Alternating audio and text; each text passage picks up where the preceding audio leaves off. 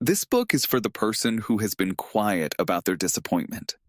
The one who smiles when someone else gets the promotion and says congratulations and means it, and then goes home and sits with something they can't quite name. It's for the person who has a talent, a real one, a genuine one, that the world hasn't seen.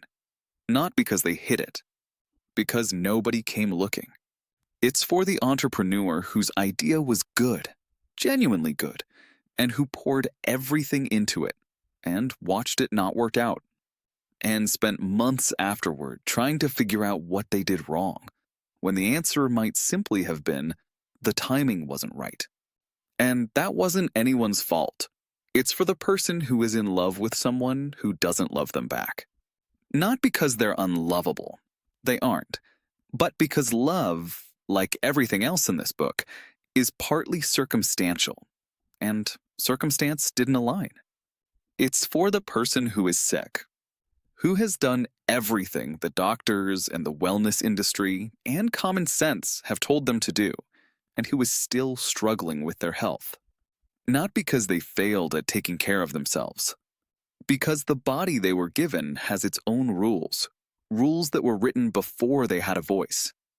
It's for anyone who has ever looked at the gap between where they are and where they thought they'd be, and felt, in that gap, something that hurt. You don't have to do anything special to receive what this book is offering. You just have to keep reading. Here's what I promise you, as the author of this book. I will not lie to you. I will not offer false comfort. I will not tell you that everything happens for a reason, or that your time is coming, or that if you just believe hard enough, the universe will deliver. I don't know if those things are true. And this book isn't about faith or belief or hope exactly.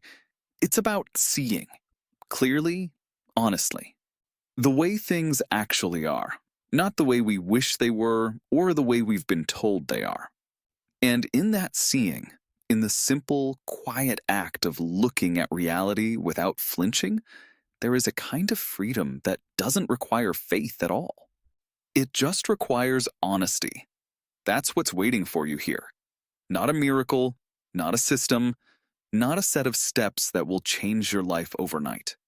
Just the truth, told gently, with care, and with the understanding that hearing it might, for the first time in a long time, let you breathe. Let's begin. Before we go any further, a word about where this book lives and why it matters that it lives there. This book is part of a series. Not a series of stories or of characters or of fictional worlds, a series of ideas, of ways of looking at the world and at yourself. Each book in the series asks one big question, and the answers build on each other. Each book in the series stands on its own. You can read them in any order. But when you read them, when you let each one build on the last, something happens that none of them can do alone. A picture emerges, a full one, of what it means to be a human being in a world that is more complex, more beautiful, and more generous than we've been told. This book is one piece of that picture, and it's a piece that for too long has been missing. If you want to hear more, please like and subscribe.